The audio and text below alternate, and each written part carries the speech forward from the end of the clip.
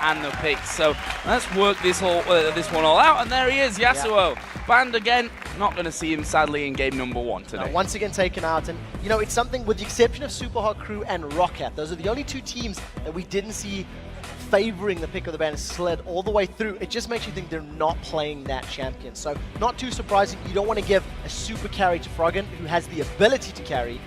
Maybe not so much on Gragas yesterday. So other bans coming through. I'll talk about Super Hot Crew first. They've already banned out Lee Sin as number 2. We talked about all that already and how important Lee Sin might be for these 2 teams. On the other side, Shyvana taken away. Now Leona as well. And we've heard from numerous different sources, Leona right now extremely strong where supports have been aggressive and love to engage. Shyvana we all know about, just ridiculously strong if she gets going. And sometimes even if she doesn't get going, that's the dangerous thing about her. And then Elise, you tipped on that one earlier on. Big contested pick between these 2 teams, banned out now. Annie's available right now. And if Mixer wants to go for Annie, that would be a support choice that you'd be stealing away from Nif. But, as we talked about, Impaler, he loves his Vi. It's a champion that won them 2 games against SK Gaming in the qualifiers. He was unable to play Vi against MYM, defaulted to Xin Zhao, and it's basically an all-in jungler. He likes to throw himself into these battles over and over and over again. And I'd have to think Nif would be considering this Annie right now. Well, on the other side as well, for Shook, he played yesterday with that Vi against the Copenhagen Wolves, and with Elise taken out, with Lee Sin taken out there as well. That means his options are going to be a little bit more limited. I'll be interested to see what Shook goes for there.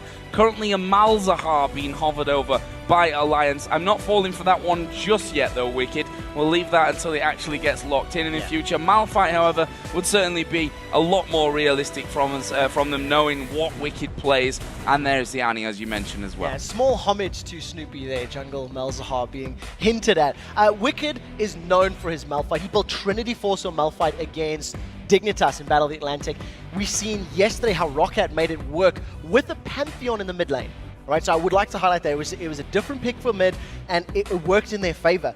Ziggs is still available here if Moops wants to go that way for mid laners, but they may leave those picks for later down the line. And Nif's Annie basically single-handedly won the series for SK Gaming during promotion when he was playing for them. He led from the front, a lot of stuns, and did very, very well with that champion.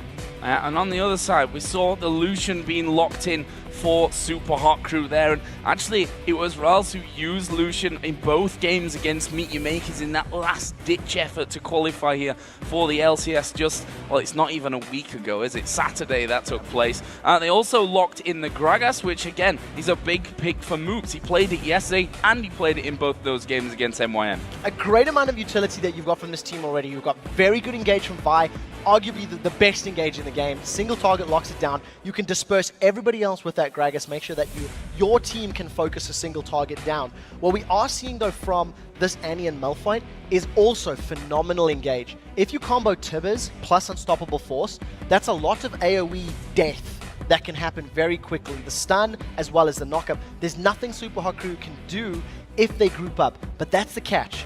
You've got, you know, the Wombo combo, but it needs to hit multiple targets. So as long as Super Hot Crew don't start grouping up, they can actually avoid a lot of this power from Alliance. I'm wondering if we're going to see Mundo Thresh here, because that's actually, if they pick up Mundo Thresh, the exact same lineup that they went with against Meet Your Makers in that first game of the best of 3 on Saturday to qualify them.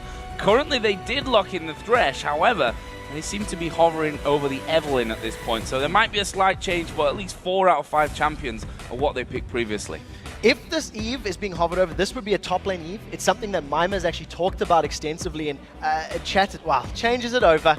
Right, so the point I'm trying to make, Mima's talked about top lane Eve. He likes to play stealth champions. For later in the LCS, we'll get back to that. Flash Teleport Mundo is a thing. It's something we see often. It would also help counter the Flash Teleport Malphite that we've seen from Wicked. And Mima also used the teleport very effectively against Meet Your Makers.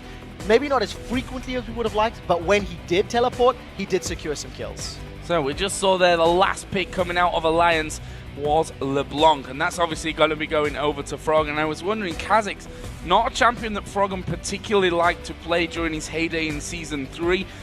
We heard him say that he had a few problems in terms of, he go for those traditional AP casters rather than moving towards what was then the norm and more assassin-based mid lane. And that's what made me wonder a little bit there, but that will actually go to the jungle for Shook, and he will be playing the LeBlanc in mid. This is a very scary assassin team, and there are a number of squishy targets here. Vi, until she gets items up, she's naturally tanky, but can get bursted down from a LeBlanc Kha'Zix combo. Yeah. The key to this, though, is making sure that Shook is going to get those resets in those mid-game team fights, and that's only going to happen if the Unstoppable Force and the Tibbers lands on a couple of targets.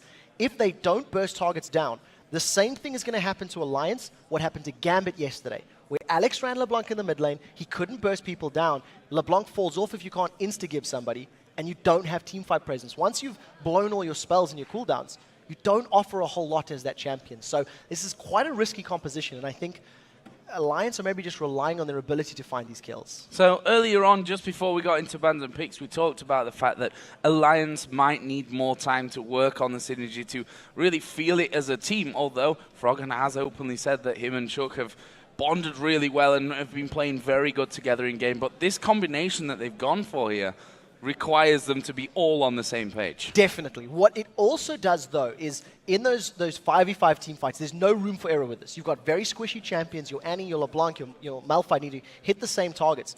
If, however, they play the skirmish game, if you have the two assassins of Kha'Zix and LeBlanc sticking to single targets, relying on that natural synergy that Shook and Froggen have, that's going to help counterbalance this, maybe misplays in those team fights. Well, here we go then. Super Hot Crew versus Alliance, our first game of day 2 here in the Super Week to kick off the 2014 European LCS. Who is going to be getting off to the dream start in this one? Again, level 1 we've been seeing, I think only one game we saw level 1 action actually, and that was of course Fnatic versus Gambit. Yeah, game 1 of the 2014 season, and it was basically because Gambit didn't ward behind them. They went for an invade, didn't have the information, and Fnatic surrounded them. Every other team has done this very passive start. It is still a little bit early, so if somebody was going to go for that delayed invade, you tend to only start positioning around 1.5 minutes or so. And as it stands right now, there's absolutely no inclination that that's going to be the case. Shook and Mima just trading a couple of love taps there. It's just going to maybe slow Shook a tiny bit down. Almost 100 HP, not ideal, but not necessarily too harmful either. Yeah, he should have that all back anyway before anything will be really happening. And now Wicked has put himself inside of the Tribush, and he's going to catch himself a briefcase, but he's got his passive, so what does he really care? Nice reposition there to dodge that one from Mima, who's like, nope, I know you're still in there somewhere. Throws one through the wall, and that will connect. So down in this bottom side, we can see that Nif obviously got that stun already charged up. Rals was there as well, and Mixer actually stopping on the top side. There's the 1 minute 35, and the wards start to come down from those trinkets. Yeah, Doran's items are plenty across the boards here. Both of our supports, Mixer and Nif, have gone for those Doran shield starts. The one thing that is going to be interesting about this is whoever gets the advantage early on is going to allow their AD carry to snowball quite heavily. Mr. Rolls and Lucian is going to have a little bit more low-level damage than Ezreal, but over the extended poke fights, Mystic Shot's a little bit better at just chipping away at your opponent. So we'll have to keep our eyes on how effectively that works out for, well, either team. And you see both junglers starting on the top half of the map. Yep, top half of the map. That's a red for Shook and the blue for Impaler. So they'll probably be headed straight over to the other side for now. And we've seen that Ezreal already yesterday in our final game. Creaton put in a perfect performance really with that one. Didn't die in the game. Had, I think, 10 kills it was by the end of things. And, well, it was a long game at least. But it's just showing that this Ezreal still can be used very, very well. Yeah, especially helpful when you are a full Infinity Edge and Last Whisper above your opponent's AD carry. Alliance will be looking to replicate that. Tabs himself is a very good mechanical player. His timing is basically perfect with many of his skill shots, and we do see Tabs caught out. Yeah, Tabs getting caught out and actually going to use the barrier here. The Ignite is burning away on him. He's not going to go down from that one, but he has used everything. Flash and his barrier were used from the other side. Only the Ignite coming out of Mixer. That's a great trade for them. Commentator's curse. I'm singing Tabs' praises. He gets caught out, blows all of his summoner spells. Nif is the savior there. He managed to get a double man stun there with that Annie, and that basically prevented Mr. Rolls getting that last auto attack or two down. But now without all of those summoners in that safety net, if another hook catches, that is going to cost him first blood. Shook is looking to secure that for himself though.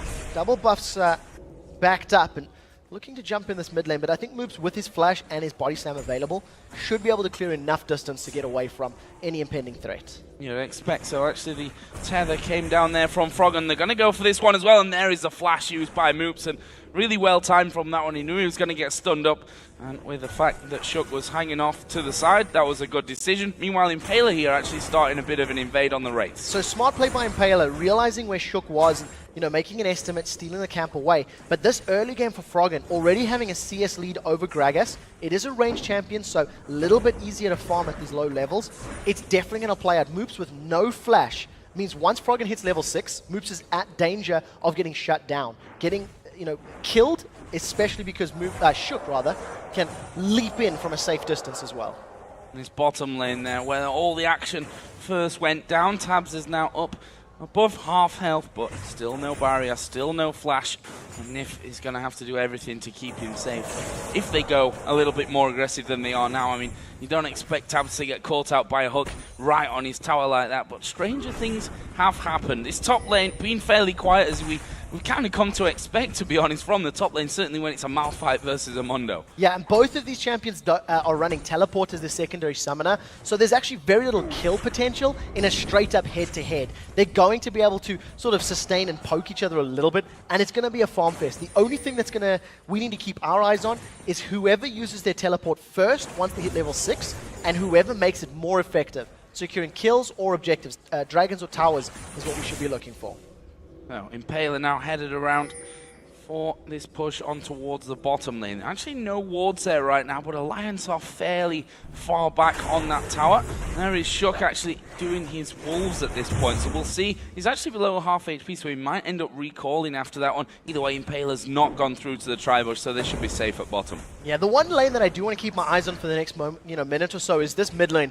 As we're getting closer to level 6, Froggen is still accelerating ahead with LeBlanc. Is a very, very great position to be in. She's notoriously difficult to CS with in the early levels, and dealing with Gragas, who's calling with that Oktoberfest skin, 20 CS at this point in the game is scary. And as Froggen is going to get more items and hit level 6 first, Moops is not in a good position. He needs help from Impaler or from Mima to roam or gank.